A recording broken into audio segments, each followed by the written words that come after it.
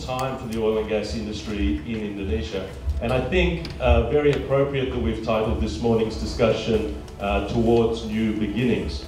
We are entering the second term of Joko Widodo's presidency, and there is a clear aim for Indonesia to increase oil production, which has been declining for more than a decade, and to reduce reliance on imports, which heavily impact the country's balance of trade.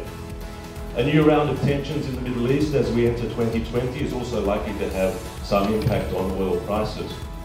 At the same time, there has been a welcome burgeoning of the natural gas industry in Indonesia, with several large new finds, which will be an important contributor to the electricity and industrial sectors going forward. Now, Indonesia, from my point of view, represents one of the most promising markets, but at the same time also one of the most challenging ones. So we are here now with my colleagues for 4 months, and we had the chance to meet with a number of executives and decision makers that are shaping the future of the Indonesia energy industry. We have conducted around 60 interviews, out of which we will produce the Oil and Gas Year Indonesia 2020 report, which will touch upon the major issues Indonesia is dealing with, starting from the government will, for example, to revitalize the entire sector, the effort that has been made to boost the upstream developments, also the flourishing discovery of natural gas, and all the steps that have been taken to diversify the nation's energy mix, and of course the new trend towards renewable. So talking about renewables, as you can see behind me, there is a third logo beside Pak Jeffy Swardi, Deputy Planning SKK Migas, Pak Ari Somarno, Member of Energy Executive Team Bimasena, Pak Iwan Chandra, President Director Baker Hughes, and Pak Dira Nandana, President Director at Tripatra. So we'll now pass the microphone to our co-moderators, Ms. Lenita and Mr. Marcos. Thank you so much for your kind attention, and I hope you will enjoy today. Thank you. Jeffy, SKK Migas recently announced its long-term exploration and production strategy, which aims to hit 1 million barrels of oil per day by the year 2031. What are the main pillars conforming this long-term strategy, and how will they effectively contribute to, let us say, to reach this ambitious goal that SKK Migas has for the country? We have enough resources to reach much higher production, and based on the data that we have that. So we have that, and we start to build a strategy and see what's the number that we could achieve. That's how we get to this 1 million barrel. Obviously, this number has data to back it up. We have a list of opportunities, we have a list of resources, areas, reserves that could help us to reach this 1 million barrel. And we divide this strategy into 4 layers. The first one is to maximize the base production. So we think there are ways to maximize it. For example, in 2019 alone, our production in oil production, is almost 50,000 barrels of oil per day, higher than the proposal that was given by all of the oil producers in Indonesia. And currently, production of Pertamina domestically is around 320,000 barrels, and from international it's around another 100s. So meaning that we have to double the crude production in the next several years to be able to match the ambition of 1 million barrels. The strategy is quite varied. We have like 4 to 5 pillars.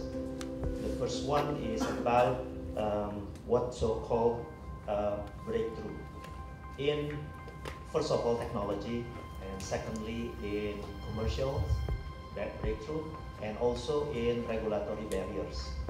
And this is what so far been supported quite strongly by the government, because when we talk about depletion strategy of Pertamina in the upcoming years, and our job is actually managing depletion at the moment, the first foundation of what we should do is actually managing our base.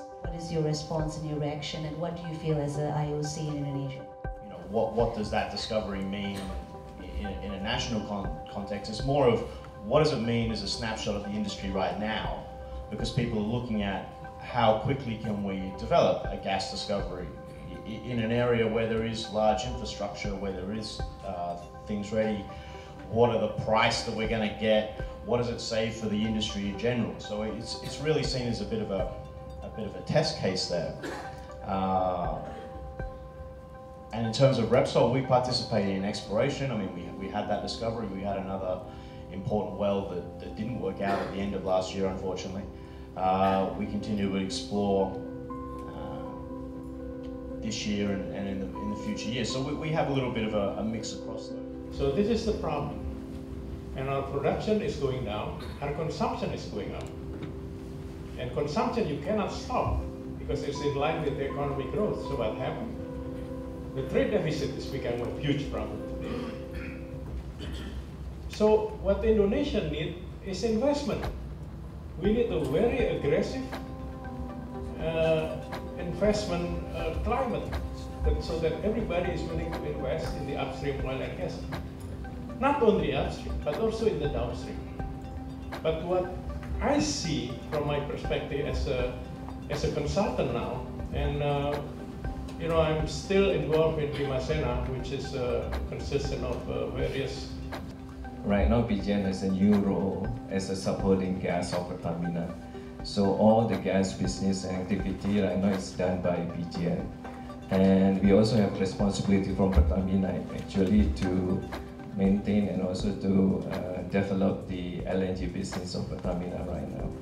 So basically, with this new role, PGN actually has a lot of challenges right now, especially how we can still increasing our competency in LNG business, and also how we can also distribute our gas more effectively to our customer.